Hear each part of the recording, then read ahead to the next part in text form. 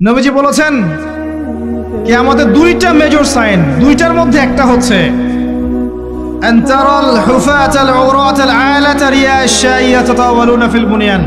যখন সমাজের দরিদ্র শ্রেণীর মানুষেরা, যাদের পায়ে স্যান্ডেল ছিল না, গায়ে কাপড় ছিল না, এরা উঁচু উঁচু বিল্ডিং নির্মাণের প্রতিযোগিতা করতে থাকবে, ফান্তাজিরিস সাআহ, তখন কিয়ামতের অপেক্ষা করতে থাকবে।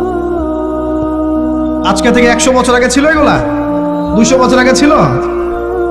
সুবহানাল্লাহ। আর কোন সাইনের জন্য অপেক্ষা করছেন?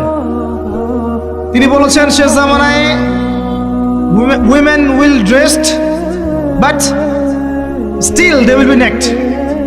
মহিলারা কাপড় পরবে, তারপরেও তারা নগ্ন থাকবে। আপনি ঢাকার শপিং মলে যান, আপনি দেখেন। আর কোন সাইনের জন্য অপেক্ষা করছেন?